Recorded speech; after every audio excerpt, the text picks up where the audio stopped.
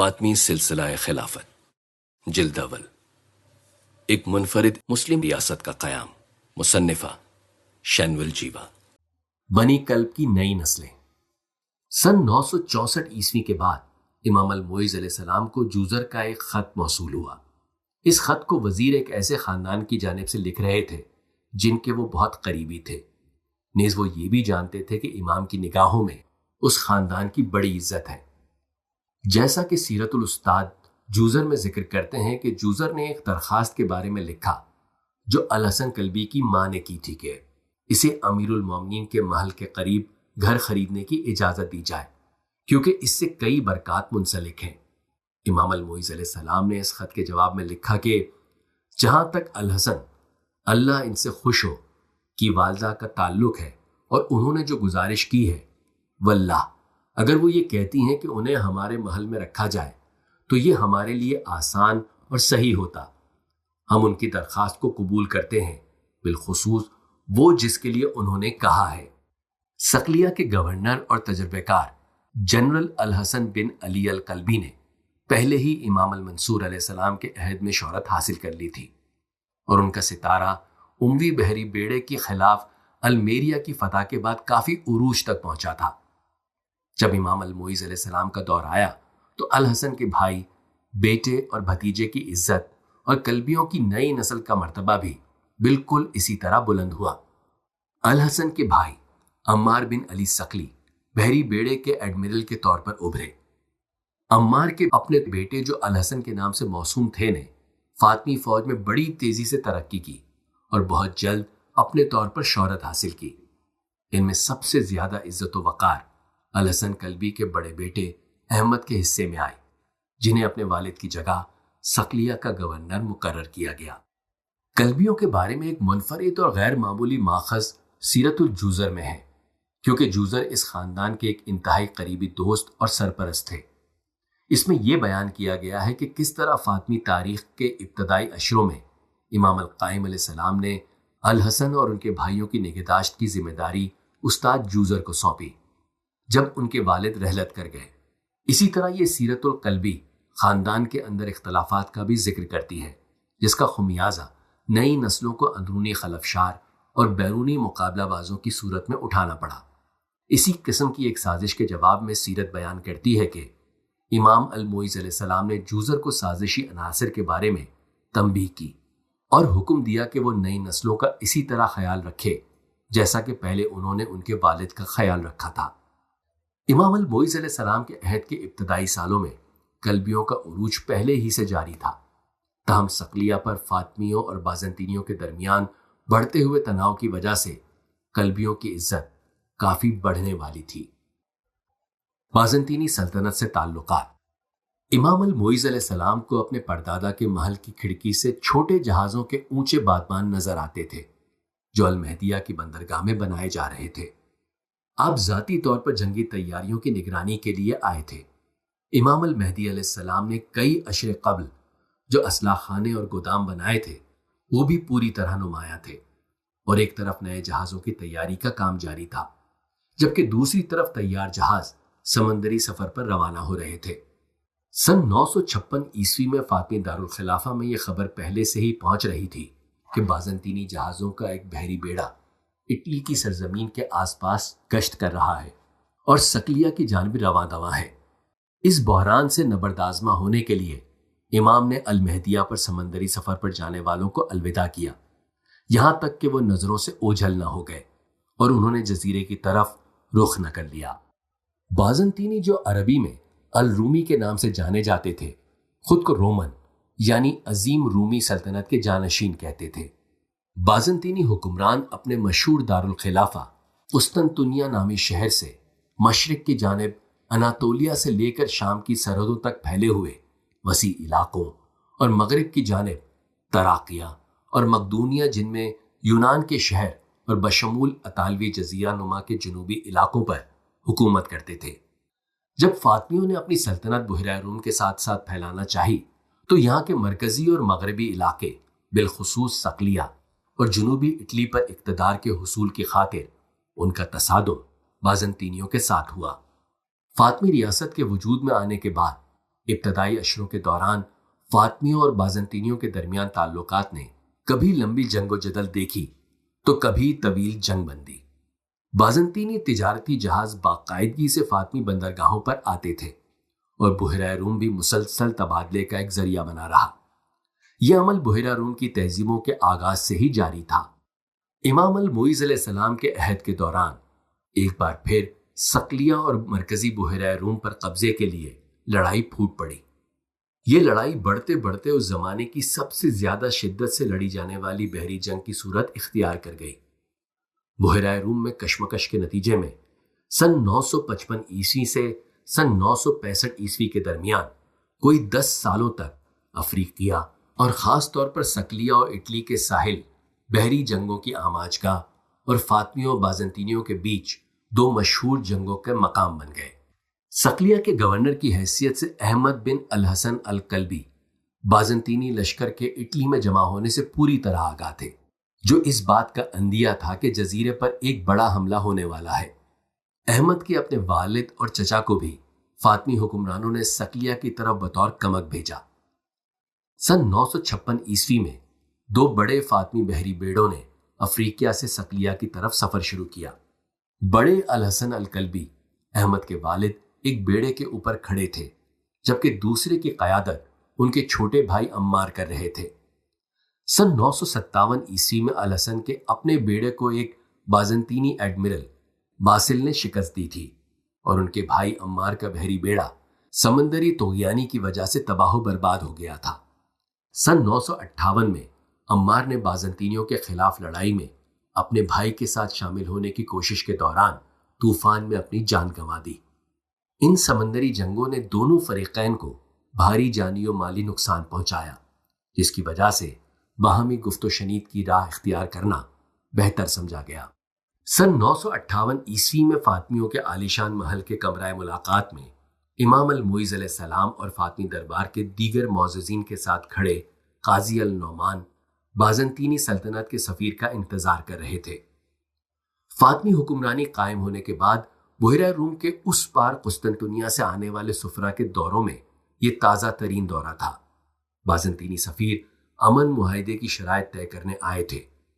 النعمان لکھتے ہیں کہ وہ ایلچی جو امام المعز علیہ السلام کے پاس آیا تھا وہ ایک بازنطینی رئیس قبیلے کا ایک معزز فرد تھا، نیز قسطنطنیہ کے حکمران کا ایک پیامبر بھی۔ وہ اپنے ساتھ تحائف کی بہت بڑی تعداد آیا تھا، ان میں سونے اور چاندی کے برتن جن میں نگینے جڑے ہوئے تھے، ریشمی اور کمخاب اور دوسری اشیاء جو بہت قیمتی تھیں۔ نیز ارسال کنندہ کی جانب سے ایک خط بھی تھا جس میں امیر المومنین کو اپنی اطاعت کی پیشکش کی گئی تھی۔ وہ التجا کر رہے تھے کہ لڑائی ختم کی جائے اور امن کی جانب رجوع کیا جائے۔ انہوں نے مشرق سے آزاد کردہ قیدیوں کی ایک بڑی تعداد روانہ کی، جو اس سے پہلے کسی بھی بازنطینی جابر نے نہ کبھی مغربی حکمرانوں کو اور نہ ہی امام المعز علیہ السلام سے پہلے کے اماموں کو بھیجی گئی تھی۔ کافی بحث و مباحثے کے بعد 5 سالہ صلح پر راضی نامہ طے ہوا، مگر یہ صلح عارضی ثابت ہوئی۔ تقریباً 2 سالوں کے بعد سن 960 عیسوی کے موسم گرما میں ایک بڑا بازنطینی بحری لشکر جزیرہ کریت پر اترا۔ اس جزیرے کو عربی میں اکریتش کہتے ہیں۔ کریت 1.5 صدی سے ایک مسلم علاقہ رہا تھا، اگرچہ کریت کے مسلمانوں نے فاطمیوں کی بیعت نہیں کی تھی، مگر ان بحری جنگوں نے انہیں امام المعز علیہ السلام سے مدد مانگنے پر مجبور کیا۔ فاطمی بحریہ تیار تھی اور ایک خط بازنطینی شہنشاہ کو ارسال کیا گیا کہ کیا آپ نہیں جانتے کہ اب سے پہلے کریت کے عوام دوسروں کی اطاعت کرتے تھے، لیکن اب انہوں نے ہماری طرف رخ کیا ہے اور ہماری مدد چاہی ہے۔ ہمارے ساتھ معاہدے کو برقرار رکھنے کے لیے آپ کے لیے یہ لازمی ہے کہ انہیں ان کے حال پر چھوڑ دیں اور ان کی مخالفت بند کر دیں۔ اس جزیرے پر مسلمانوں کی حاکمیت کو بحال کرنے کی خاطر امام المعز علیہ السلام نے مصر کے عباسی گورنر کی طرف بھی رجوع کیا، جو اس وقت اخشیدی خاندان سے تعلق رکھتا تھا۔ ایک مشترکہ اتحاد کی تجویز دی گئی، مگر آخرکار وہ شرمندہ تعبیر نہ ہو سکا، کیونکہ بازنطینیوں نے بڑی پھرتی سے کریت پر قبضہ جما لیا۔ ایک بار پھر جنگ پھوٹ پڑی، جس کے بعد امن کے ایک نئے دور کا آغاز کرنے میں 7 سال کا عرصہ لگا۔ تاہم اس دوران صقلیہ مضبوطی سے فاطمی سلطنت کا حصہ بنا رہا۔ بنی کلب کے زیر سایہ صقلیہ کی خوشحالی۔ سن 962 عیسوی میں صقلیہ کے گورنر احمد بن الحسن الکلبی افریقیہ کے سفر پر روانہ ہوئے۔ ان کے ہمراہ کئی معززین صقلیہ بھی شامل سفر تھے۔ وہ سب مل کر فاطمی دارالخلافہ المنصوریہ آئے۔ اس موقع پر بازنطینی سرحدوں کے بارے میں کافی بحث و مباحثہ ہوا۔ یہ گمان کیا جاتا ہے کہ امام علیہ السلام کے محل میں احمد اور ان کے ساتھیوں نے اسماعیلی دعوت میں شامل ہونے کے لیے بیعت کی ہوگی۔ کچھ ہی مہینوں بعد وہ واپس اپنے جزیرے کی طرف لوٹ گئے۔ اب نئے عزم اور ولولے سے سرشار گورنر احمد نے 962 عیسوی کے بقیہ مہینوں میں بازنطینی فوجوں کے خلاف دوبارہ لڑی جانے والی فاطمی جنگوں کے پیشرو کے طور پر کام کیا۔ سن 960 عیسوی میں قریب پر بازنطینی حملے نے ایک نئی فاطمی بازنطینی رسہ کشی کو جنم دیا، جس نے بالآخر آنے والے اشروں کے لیے دونوں سلطنتوں کے مابین سرحدوں کو متعین کر دیا۔ سن 960 عیسوی سے سن 965 عیسوی کے درمیان 5 سالوں کے لیے صقلیہ کا شمالی مشرقی حصہ شدید لڑائی کا اکھاڑا بنا رہا۔ سن 962 عیسوی تک جزیرے کے شمال مغرب میں واقع ترمین شہر صقلیہ میں یونانی حکومت کے آخری اڈوں میں سے ایک تھا۔ نئے مقرر ہونے والے گورنر احمد الکلوی نے یونانی طاقت اور بازنطینی کمک کے مرکز کا محاصرہ کیا۔ پھر جب وہ شہر میں داخل ہوئے تو انہوں نے غالباً دعوت میں تازہ شمولیت کے اعزاز میں اس شہر کا نام الموئزیہ رکھا۔ لیکن شہر صقلیہ کے ساحل پر یونانیوں کا ایک مضبوط گڑھ باقی رہا، جو ایک قابل بازنطینی شہنشاہ کی جانب سے جوابی بازنطینی حملے کا مرکز بنا۔ بازنطینی سلطنت کی چند ہی شخصیات نیکوفوروس دوم کے ہم پلہ تھیں۔ اس مشہور فوجی سالار کی جنگی حکمت عملی تب عیاں ہوئی جب اس نے سن 960 عیسوی میں کرید پر حملے کی قیادت کی، جس میں اسے کامیابی حاصل ہوئی جہاں پہلے کئی لوگ ناکام ہو چکے تھے۔ اس کی شہرت اس وقت اور بڑھی جب اس نے مسلم شام میں پے در پہ فتوحات حاصل کی، جن میں الیپو کا عارضی قبضہ بھی شامل تھا، جس سے بازنطینی سلطنت کے لیے نئے علاقوں کی فتح کا آغاز ہوا۔ سن 963 عیسوی میں نیکوفورس نے اس خلا کو پر کیا جو بازنطینی حکمران رامنوس دوم کی قبل از وقت موت سے پیدا ہوا تھا، اور انہوں نے خود کو بازنطینی علاقوں کا نائب السلطنت قرار دیا۔ 1 سال بعد اس نے صقلیہ پر حتمی قبضے کی غرض سے ایک بڑی مہم شروع کی۔ سن 964 عیسوی تک 40,000 سے زیادہ سپاہیوں نے پوری بازنطینی سلطنت سے جمع ہو کر مغربی جانب مارچ کرتے ہوئے صقلیہ پر دوبارہ قبضے کی آخری کوشش کی۔ آئندہ 2 سالوں کے اندر آنے والی 2 لڑائیوں نے اگلی صدی کے لیے صقلیہ کے مقدر کا فیصلہ کیا۔ سن 964 عیسوی میں طاقتور بازنطینی فوج صقلیہ کے شمال مشرق میں لنگر انداز ہوئی۔ اس کا مقابلہ کرنے کے لیے نئے کلبی جنرل احمد بن الحسن اور ان کے امزاد بھائی الحسن بن عمار میدان میں اترے۔ آتش فشاں پہاڑی چوٹیوں اور جزیرے کے شمال مشرق کے دریائی نالوں کے آس پاس فاطمی اور بازنطینی افواج کے درمیان آبنائے میسینا کی جنگ لڑی گئی۔ گرچہ بازنطینی افواج پسپا ہوئی، تاہم تصادم مزید بڑھنے والا تھا۔ المنصوریہ سے امام الموئز علیہ السلام نے جنرل الحسن الکلبی کو روانہ کیا، جو بوڑھے ہو چکے تھے، تاکہ وہ آخری مارکے میں اپنے بیٹے اور بھتیجے کی مدد کر سکیں۔ اٹلی اور صقلیہ کے درمیان ایک تنگ آبنائے واقع ہے۔ یہیں پر بحری جنگ کا حتمی مرحلہ پیش آنے والا تھا۔ اسی آبنائے میں ہونے والی جنگ میں گورنر احمد بن الحسن نے بازنطینی بحریہ کے چھکے چھڑوا دیے۔ تاریخ داں آبنائے میسنیا کی اس لڑائی اور احمد بن الحسن کا زیر آب غوطہ خوروں کی مدد سے بازنطینی کشتیوں کو آگ لگانے کا تفصیلی ذکر کرتے ہیں۔ اس آگ نے بازنطینی بیڑے کو تباہ و برباد کر دیا اور ساتھ ہی ان کی شکست یقینی ہو گئی۔ اس موقع پر ان کا ایک جنرل پکڑا بھی گیا۔ ان دونوں جنگوں نے نتائج واضح کر دیے۔ نیکوفوروس ایک بار پھر امن کے لیے سرگرم ہوا، اور یوں فاطمی و بازنطینی علاقوں کی سرحدوں کا آنے والے سالوں کے لیے تعین کر دیا گیا۔ جس طرح صقلیہ فاطمیوں کے ماتحت رہا، اسی طرح صقلیہ کے کلبی خاندان نے بھی اپنی جڑوں کو اگلی صدی میں 1053 عیسوی تک مستحکم کر لیا۔ اور مسلم صقلیہ کو ایک سنہری دور کی جانب لے گئے۔ صقلیہ کے اس سنہری دور کے دوران کثیر سفر کرنے والے مشہور جغرافیہ داں ابن حوقل صقلیہ آئے۔ احمد بن الحسن کلبی نے 970 عیسوی تک حکومت کی اور ایک مختصر وقفے کے بعد امام المعز علیہ السلام نے ان کے چھوٹے بھائی علی بن الحسن کلبی کو ان کا جانشین مقرر کیا۔ اس زرخیز جزیرے پر فاطمیوں اور بازنطینیوں کے درمیان امن معاہدوں نے اثر نو خوشحالی برپا کی۔ امام المعز علیہ السلام کے زمانے تک کثیر تعداد میں تعمیرات اور سرمایہ کاری ثمر آور ثابت ہوئی اور ایک قسم کے سبز انقلاب کا سبب بنی۔ اس قسم کی تعمیری اور ترقیاتی سرگرمیوں کی بازگشت اسلامی دنیا کے دیگر حصوں میں بھی سنی جانے لگی۔ 10ویں صدی کے آخری نصف میں پورے صقلیہ کے طول و عرض میں کارکنان، مزدوروں اور ماہرین تعمیرات نے اس سرزمین پر زبردست کام کیا۔ انہوں نے محنت و مشقت کر کے مالا مال سیاہ زمین پر تعمیرات کی، نئی نہریں کھودیں جو یا تو دریاؤں کا رخ موڑنے، پانی کو کھیتوں تک لے جانے اور پن چکیوں کو قوت فراہم کرنے کے لیے تھیں، یا شہروں کے مکینوں کے لیے زیر زمین گہرائی سے ٹھنڈا پانی اوپر لانے کے لیے۔ عربی لغت کے کئی الفاظ جو آج کی صقلیہ بولی میں رائج ہیں، ان کی اچھی خاصی تعداد کا تعلق انہی سالوں میں متعارف کردہ آب رساں سے متعلق افعال سے ہے۔ تجارت پیشہ زمینداروں نے نئے پھلوں جن میں سومک، شہتوت، پپرس اور مہندی شامل ہیں کو جزیرے میں متعارف کروایا۔ مزید برآں صقلیہ کی فاطمی کلبی عہد حکمرانی کی متنوع میراث میں لیمو بھی شامل ہے۔ بحیرہ روم کی دنیا میں صقلیہ ایک تجارتی مرکز بنا، بالخصوص اٹلی، افریقیہ اور مشرقی بحیرہ روم کے درمیان اس نے ایک گزرگاہ کا کام کیا۔ ابتدائی فاطمی آئمہ نے جزیرے کے مختلف بازاروں اور معیشتوں کے درمیان تجارت کی حوصلہ افزائی کے لیے ایک سکہ جاری کیا، جس نے اٹلی کے ساحلی علاقوں تک رسائی حاصل کی۔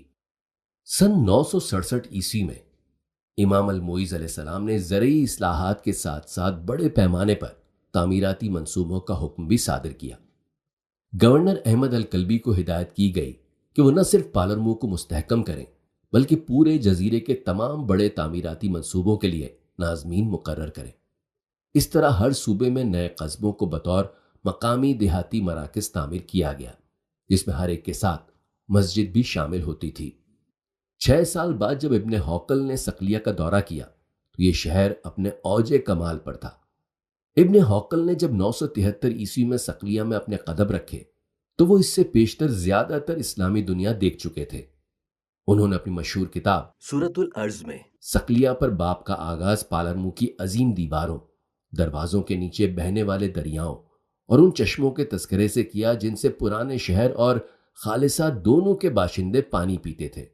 البتہ جب وہ نئے اضلاع کا ذکر کرتے ہیں جو شہر کے ارد گرد ابھرے تھے تو بڑی تفصیل سے بازاروں کی قسموں کے نام گنواتے ہیں، جیسے مچھلی بیچنے والوں اور قصابوں کے بازار، دوسرے پھل اور سبزیاں بیچنے والے اور مسالہ جات اور زیتون بیچنے والے بازار وغیرہ۔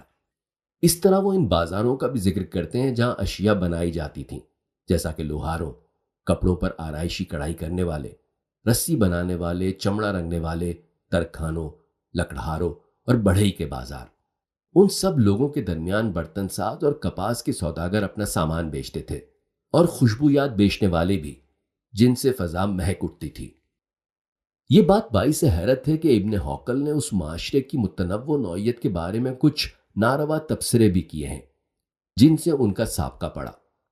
شاید کہ وہ خود یکسانیت اور قدامت پسند سوچ کے حامل مشرقی معاشرے کی پیداوار تھے، اس لیے یہ بات ان کے لیے خلاف معمول تھی کہ صقلیہ میں مسلمان و عیسائی آبادیوں کے 1 صدی سے زیادہ عرصے قریبی ملاپ کے بعد ایک گوناگوں معاشرہ ترقی پا گیا تھا۔ انہوں نے ان دونوں جماعتوں کے درمیان باہمی شادیوں کے بارے میں لکھا ہے اور ایسے دکھ بھرے انداز میں ایک عجیب عربی لہجے کے بارے میں بتایا جو خاندانوں کے باہمی تعلقات کے نتیجے میں پیدا ہوتے ہیں۔ انہوں نے ان عربی افعال کے غیر معقول جوڑ پر اپنی پریشانی کا اظہار ایک مقامی مذہبی عالم سے بھی کیا تھا۔ ان تمام باتوں کے باوجود ان کی تحریریں ایک بڑے متنوع معاشرے کی غمازی کرتی ہیں۔ وقت گزرنے کے ساتھ ساتھ عیسائی، مسلمان، یونانی اور عربی ثقافتوں کے اس حسین امتزاج نے ایک بین الطبقاتی، بین النسلی اور بین المذہبی معاشرے کی نظیر پیش کی، جس کی آبیاری بحیرہ روم کے مجموعی ماحول نے کی تھی۔